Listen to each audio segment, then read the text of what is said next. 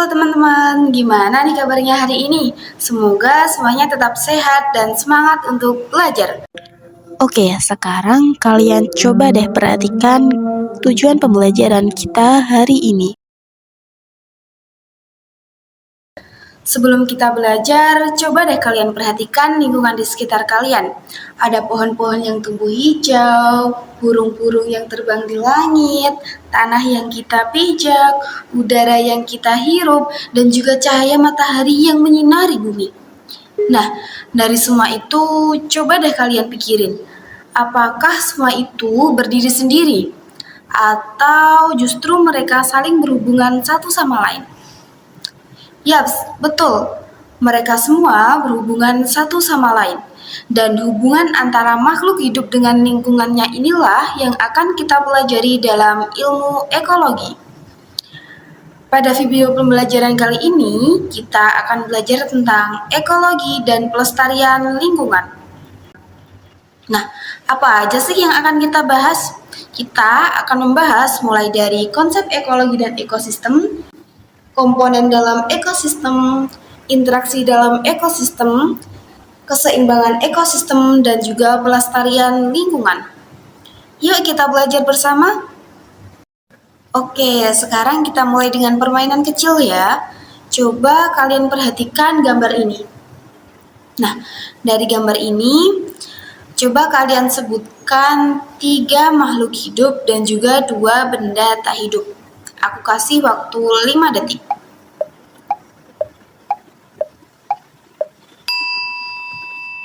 Yes, kalian mungkin akan melihat benda hidup seperti ikan, tumbuhan, dan juga burung-burung.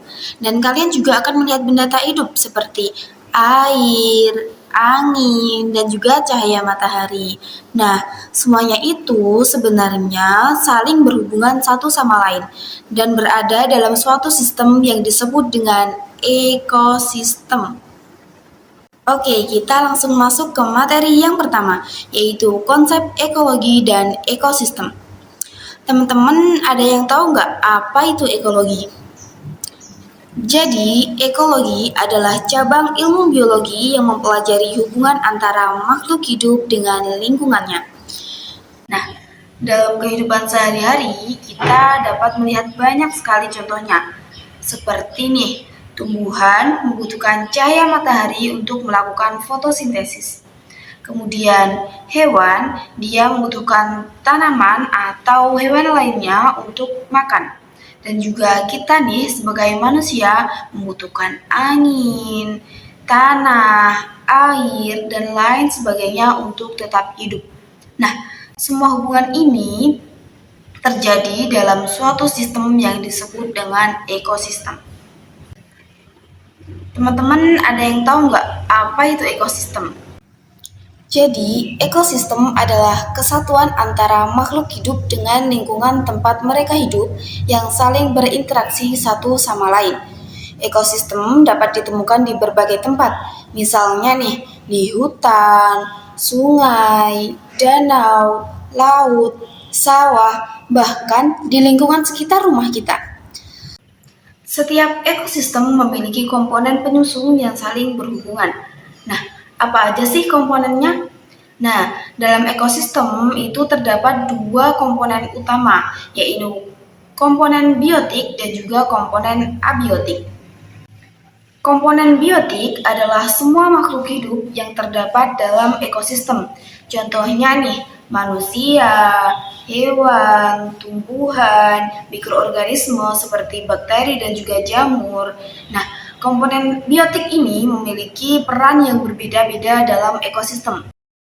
Yaitu ada yang sebagai produsen, ada yang sebagai konsumen, dan juga ada yang sebagai dekomposer. Yang pertama adalah produsen. Produsen adalah makhluk hidup yang mampu membuat makanan sendiri melalui proses fotosintesis. Contoh produsen adalah tumbuhan hijau. Tumbuhan memanfaatkan cahaya matahari dan juga air dan karbon dioksida untuk menghasilkan makanan. Karena mampu menghasilkan makanan sendiri, produsen menjadi sumber energi utama dalam suatu ekosistem. Peran yang kedua ada yang sebagai konsumen.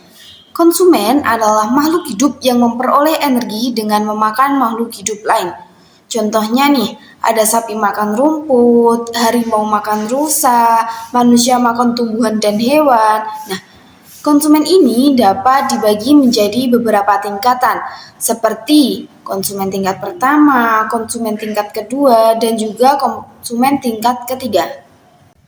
Selanjutnya yaitu peran yang ketiga, yaitu sebagai decomposer. Decomposer adalah makhluk hidup yang berperan menguraikan sisa-sisa makhluk hidup yang telah mati. Contohnya ada bakteri dan juga jamur. Decomposer sangat penting karena membantu mengembalikan unsur zara ke dalam tanah sehingga dapat dimanfaatkan kembali oleh tumbuhan. Nah, tadi kan udah aku jelasin nih apa itu komponen biotik. Nah, selain ada komponen biotik, ada juga komponen abiotik, yaitu unsur-unsur yang tidak hidup tetapi memengaruhi makhluk hidup. Contohnya ada air, tanah, cahaya matahari, suhu, dan juga kelembapan. Komponen abiotik ini sangat penting karena dapat menentukan kondisi lingkungan tempat makhluk hidup dapat bertahan. Oke, kita langsung masuk ke materi yang kedua, yaitu interaksi dalam ekosistem. Teman-teman, di dalam ekosistem, makhluk hidup tidak hidup sendiri. Mereka saling berinteraksi satu sama lain. Salah satu bentuk interaksi yang paling mudah kita lihat adalah rantai makanan. Teman-teman ada yang tahu nggak apa itu rantai makanan? Jadi, rantai makanan adalah peristiwa makan dan dimakan antara makhluk hidup dalam suatu ekosistem. Contohnya seperti ini.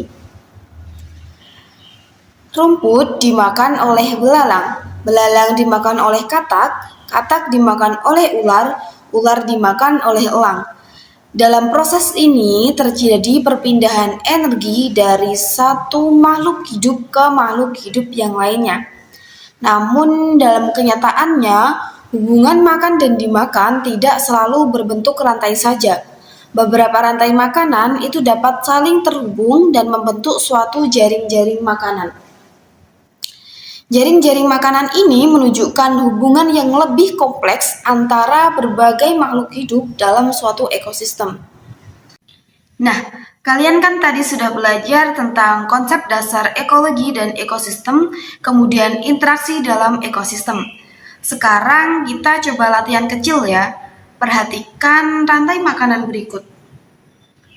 Di sini ada tanaman. Tanaman ini dimakan oleh rusa, kemudian rusa dimakan oleh singa.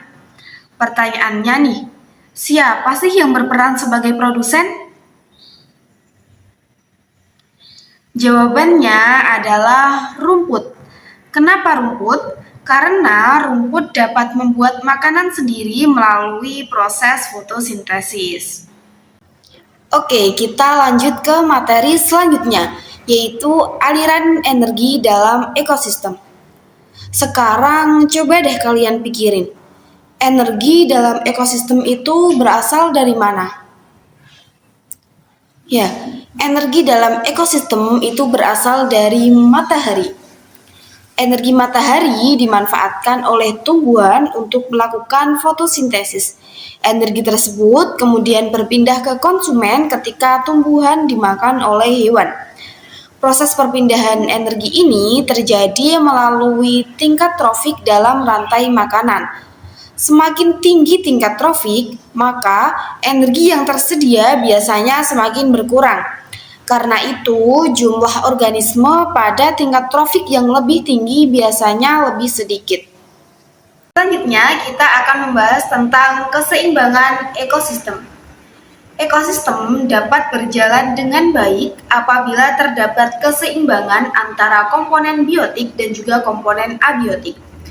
Keseimbangan ekosistem berarti bahwa jumlah makhluk hidup yang ada di dalam suatu ekosistem berada dalam kondisi yang relatif stabil dan saling mendukung satu sama lain.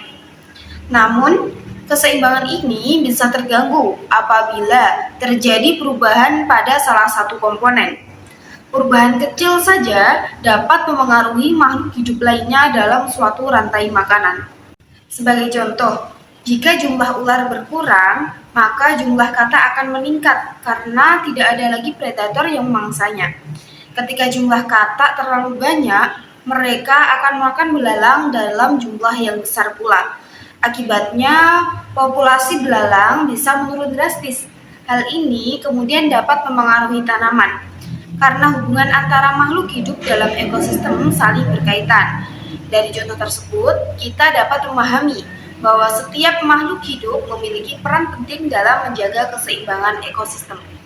Jika salah satu terganggu, maka keseimbangan ekosistem juga dapat terganggu. Nah, selain perubahan alami dalam ekosistem, saat ini keseimbangan lingkungan juga menghadapi berbagai masalah akibat aktivitas manusia.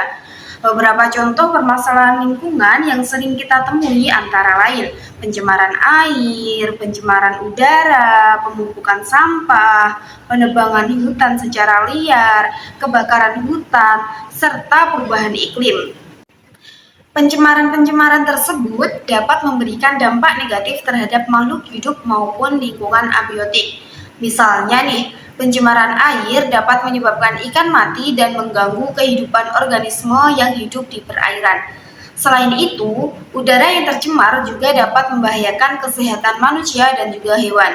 Oleh karena itu, penting bagi kita untuk memahami dampak dari setiap aktivitas yang kita lakukan terhadap lingkungan. Dengan memahami dampaknya, kita akan dapat lebih bijak dalam menggunakan sumber daya alam. Nah, menurut teman-teman, apa aja sih yang bisa kita lakukan untuk menjaga lingkungan agar tetap seimbang? Untuk menjaga keseimbangan ekosistem, kita perlu melakukan berbagai upaya pelestarian lingkungan. Pelestarian lingkungan merupakan suatu usaha untuk melindungi dan menjaga lingkungan agar tetap lestari serta dapat dimanfaatkan secara berkelanjutan oleh generasi sekarang maupun generasi yang akan datang. Beberapa tindakan sederhana yang dapat kita lakukan antara lain membuang sampah pada tempatnya, melakukan kegiatan daur ulang, mengurangi penggunaan plastik sekali pakai, menanam pohon, menjaga kebersihan lingkungan rumah dan sekolah, serta menghemat penggunaan air dan juga energi. Selain itu, kita juga dapat melakukan proyek sederhana pelestarian lingkungan. Misalnya nih, dengan membuat program penghijauan di sekolah, menanam tanaman di sekitar kelas, atau melakukan kegiatan bersih-bersih lingkungan bersama. Walaupun kegiatan itu terlihat sederhana, jika kita lakukan secara konsisten dan bersama-sama, tindakan kecil tersebut bisa memberikan dampak yang besar bagi pelestarian lingkungan. Hari ini kita sudah belajar banyak hal nih, mulai dari ekologi, ekosistem, interaksi makhluk hidup, rantai makanan, keseimbangan lingkungan, dan juga pelestarian lingkungan. Ingat ya teman-teman, manusia juga bagian dari ekosistem. Jadi, apabila kita menjaga alam, maka alam juga akan menjaga kita. Sebelum saya akhiri, saya ingin bertanya nih, menurut kalian, hal sederhana apa yang bisa kalian lakukan mulai hari ini untuk menjaga lingkungan? Coba deh kalian pikirin jawabannya. Terima kasih sudah belajar bersama. Sampai jumpa di pelajaran sains berikutnya. Tetap semangat belajar dan tetap cintai lingkungan.